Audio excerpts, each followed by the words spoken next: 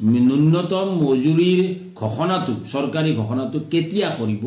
এই কথাটোকে আমাক লাগে এতিয়া আৰু ধৈৰ্যৰ সীমা পাৰ হৈ গৈছে এতিয়া দ্বিতীয় কথাটো হৈছে যে কেৱল মিনিমাম ওয়েজৰ প্ৰশ্নই নহয় আজি মুখ্যমন্ত্ৰী মহোদয় আঁচনিভুক্ত কৰ্মচাৰীসকলৰ মাননি কি বৃদ্ধি কৰাৰ কাৰণে তিনিজনীয়া মন্ত্ৰীক দায়িত্ব দিছে আৰু প্ৰকাৰান্তৰে মুখ্যমন্ত্ৰী ডাঙৰীয়া কৈও দিছে যে মই দৰমহা বৃদ্ধিৰ কাৰণেতো কোৱা নাই নহয় তেওঁলোকৰ সমস্যা আলোচনা কৰাৰ কাৰণে কৈছোঁ সমস্যা অন্য নহয় সমস্যা প্ৰধান সমস্যা তেওঁলোকৰ মাননি বৃদ্ধিৰ সমস্যা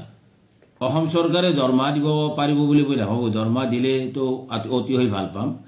কিন্তু দৰমহা দিব লগা হ'লেতো তেওঁলোকৰ চতুৰ্থ বৰ্গৰ সমানে দৰমহা দিব লাগিব আৰু এই দৰমহা গৈ পেলাই 18,000 পৰা 21,000 টকা হ'ব গতিকে যদি দিয়ে ভাল কিন্তু দৰমহা দিব নোৱাৰিলেও মাননি বৃদ্ধি তেওঁলোকৰ অন্তত সৰ্বনিম্ন 10,000 টকা মাহিলী হ'ব লাগে এই কথাটো আজি দীৰ্ঘদিন ধৰি দাবী উত্থাপন হৈছে এই কথাটো তল পেলাবলৈ কোনো অৱস্থাতে চেষ্টা নকৰে আঁচনিভুক্ত কৰ্মচাৰীসকলৰ ক্ষেত্ৰত আজি পুনৰ আমি ফেচবুক লাইভত আহিব লগা হ'ল বিষয়টো হৈছে অসমত 9 বছৰ ধৰি শ্ৰমিকে আইন অনুসৰি পাব লগা মজুৰি পোৱা নাই বা দিয়া নাই এই অৰ্থত যে অসমৰ বিজেপি চৰকাৰ অৰ্থাৎ হিমন্ত বিশ্ব শৰ্মা নেতৃত্বাধীন চৰকাৰখনে বিগত 9টা বছৰ ধৰি অসমৰ শ্ৰমজীৱী মানুহৰ কাৰণে অত্যন্ত জৰুৰী এখন চৰকাৰী জাননী নটিফিকেশ্যন তেওঁলোকে জাৰি কৰা নাই মিনিমাম ওয়েজ এক্ট 1948 এই আইনৰ আধাৰত ৰাজ্য চৰকাৰে প্ৰতি 5 বছৰৰ মূৰে মূৰে শ্ৰমিকৰ মজুৰি নিৰ্ধাৰণ কৰি ঘোষণা কৰিব লাগে আৰু সেইমতে সকলো কৰ্তৃপক্ষ চৰকাৰী বেচৰকাৰী সকলো কৰ্তৃপক্ষকে এই নটিফিকেশ্যন দিব লাগে যে ইমান টকাৰ তলত আপুনি এজন মানুহক কামত খটুৱাব নোৱাৰিব তিনিটা কেটেগৰী হয় এতিয়া চাৰিটা কেটেগৰী হৈছে এটা হৈছে অদক্ষ শ্ৰমিক অৰ্ধদক্ষ দক্ষ আৰু অতি দক্ষ হাইলি স্কিল মই ওপৰৰ পৰা কৈছোঁ হাইলি স্কিল সেমি স্কিল আৰু আনস্কিল এই চাৰিটা কেটেগৰীত এই শ্ৰমিকসকলৰ মজুৰিটো নিৰ্ধাৰণ কৰি দিয়া হয় আৰু তেওঁলোকক সেইমতে ন্যূনতম মজুৰি অৰ্থাৎ তাতকৈ তলত এজন কৰ্তৃপক্ষই কোনো কৰ্তৃপক্ষই মজুৰি দিব নোৱাৰে এই ন্যূনতম মজুৰি 2015 চনত 250 টকা অদক্ষ শ্ৰমিকৰ কাৰণে নিৰ্ধাৰণ কৰি অসম চৰকাৰে জাননী জাৰি কৰিছিল তেতিয়া 2015 চনতে তাৰ পাছত স্বাভাৱিকভাৱে 2020 চনত এখন নতুন ৰিভাইজ হ'ব লাগে আজি 2025 সোমাইছোঁ এতিয়ালৈকে চৰকাৰৰ কোনো কাণ হান নাই প্ৰবল প্ৰতিবাদ হৈছে আমি সিআইটোৰ নেতৃত্বতে 2019 চনত আমি প্ৰথমতে চৰকাৰৰ দৃষ্টি আকৰ্ষণ কৰিছিলোঁ যে মিনিমাম ওয়েজৰ ঘোষণাৰ নতুন প্ৰস্তুতি ল'ব লাগে সভা সমিতি পাতিব লাগে 2020ৰ সেপ্টেম্বৰ 1 তাৰিখে আমি দিছপুৰ চচলত আমাৰ চচল ধৰ্ণাস্থলীত আমি বিক্ষোভ কৰিছোঁ 2021ৰ 1 তাৰিখতেই 1 সেপ্টেম্বৰত আকৌ আমি আন্দোলন কৰিছোঁ 2022ত 2-3 বাৰ ধৰি শ্ৰম বিষয়াৰ কাৰ্যালয় দিছপুৰত বিভিন্ন ধৰণৰ কাৰ্যসূচী কৰিছোঁ সমগ্ৰ অসমৰ পৰা চিঠি পত্ৰ গৈছে ৰাজ্য চৰকাৰলৈকে চিঠি গৈছে শ্ৰম মন্ত্ৰীলৈকে চিঠি গৈছে বহু ধৰণৰ আবেদন নিবেদন কৰিছোঁ যে ইয়াৰ ফলত এই ধৰণে চৰকাৰখনৰ এটা চূড়ান্ত নিৰ্লিপ্ততাৰ ফলত এটা ডাঙৰ ঘটনা ঘটিছে এইটো হৈছে সাধাৰণ শ্ৰমজীৱী মানুহৰ প্ৰতি যে ৰাজ্য চৰকাৰখন সম্পূৰ্ণ নিৰ্লিপ্ত এই কথাটো পুনৰ প্ৰমাণ কৰিছে আজি ক'বলৈ গ'লে 5টা বছৰ ধৰি একেবাৰে নেট হিচাপত যদি ধৰোঁ 5 বছৰ ধৰি 60 মাহ তাৰমানে সম্পূৰ্ণৰূপে শ্ৰমিকক প্ৰাপ্য মজুৰিৰ পৰা নিদিয়াকৈ থকাৰ ফলত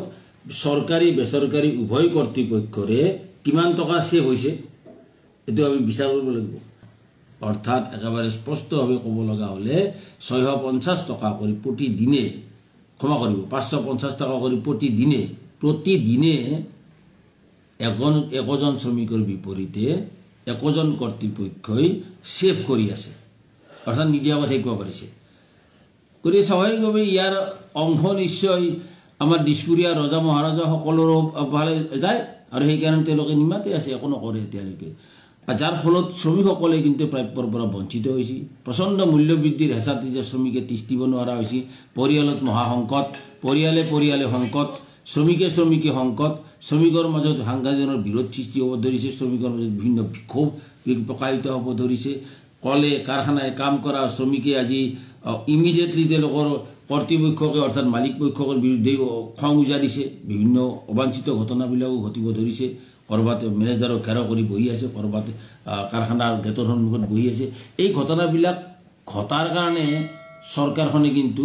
পৰিৱেশ সৃষ্টি কৰি দিছে। এতিয়া আমি CITUৱে এই কথাটো গুৰুত্ব সহকাৰে লৈছোঁ। আমি সকলো শ্ৰমিকক, অসমৰ শ্ৰমিকৰ প্ৰতি আমি আবেদন জনাম যে ইয়াৰ বিৰুদ্ধে প্ৰবল প্ৰতিবাদী কাৰ্যসূচী গ্ৰহণ কৰা উচিত। ইয়াতকৈ স্বাভাৱিকভাৱেই ধাৰাবাহিক সাধাৰণ গতানুগতিক কাৰ্যসূচী নহয়, এটা অন্য ধৰণৰ কাৰ্যসূচীৰ ফালে আমি গতি কৰিব বিচাৰিছোঁ। আমি আজিৰ এই ফেচবুক লাইভৰ মাধ্যমেদি আমি জনাব বিচাৰিছোঁ অসম চৰকাৰৰ ওচৰতো আৰু আমাৰ সামাজিক মাধ্যমৰ ওচৰতো CITUৱে অহা 29 জানুৱাৰী তাৰিখে সমগ্ৰ অসমতে শ্ৰম বিষয়াসকলৰ কাৰ্যালয়ৰ সন্মুখত তেওঁলোকে অৱস্থান ধৰ্মঘট, পিকেটিং, ধৰ্ণা ইত্যাদি কাৰ্যসূচী ৰূপায়ণ কৰিব। গুৱাহাটীত যি শ্ৰম আয়ুক্তৰ কাৰ্যালয় আছে, এই কাৰ্যালয়ৰ সন্মুখত আমি CITUৰ ৰাজ্যিক নেতৃবৃন্দ, কামৰূপ মহানগৰ জিলাৰ নেতৃবৃন্দ, কামৰূপ, দক্ষিণ কামৰূপ আৰু আমিনগাঁও অঞ্চলৰ যি উদ্যোগ খণ্ডৰ যি শ্ৰমিকসকল আছে, এই সকলো শ্ৰমিকে মিলি আমি 29 তাৰিখে আমাৰ শ্ৰম আয়ুক্ত কাৰ্যালয়ৰ সন্মুখত 24 ঘণ্টা তাতে বহিম, অৱস্থান ধৰ্মঘট কৰিম আমি। আৰু এই 24 ঘণ্টাৰ ভিতৰত যদি তেওঁলোকে লিখিত দিছপুৰৰ পৰা লিখিত আনি দিব পাৰে তেতিয়াহ'লে আমি উঠিম, আৰু আনি দিব নোৱাৰিলে আমি তাৰ পৰা উঠি নাহোঁ। আমি এই ধৰণৰ এটা প্ৰতিজ্ঞা লৈছোঁ। আমি শ্ৰম আয়ুক্ত কাৰ্যালয়ৰ সন্মুখত এই ধৰণে বহিম আৰু এই ন্যূনতম মজুৰিৰ ঘোষণাটো, চৰকাৰী ঘোষণাটো কেতিয়া কৰিব এই কথাটোকে আমাক লাগে।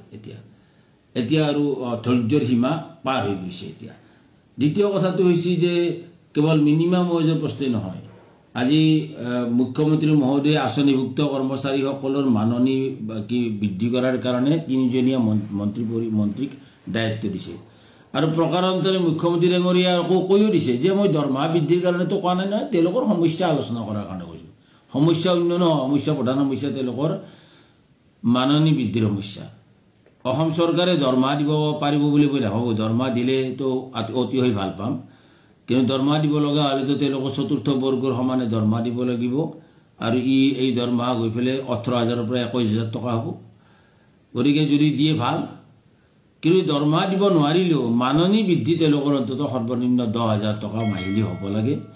এই কথাটো আজি দীৰ্ঘদিন ধৰি দাবী উত্থাপন হৈছে। এই কথাটোক তল পেলাবলৈ কোনো অৱস্থাতে চেষ্টা নকৰে আঁচনিভুক্ত কৰ্মচাৰীসকলৰ ক্ষেত্ৰত। আৰু এটা ক্ষেত্ৰ হৈছে অসমত চাহ বাগানৰ শ্ৰমিক জঘন্যভাৱে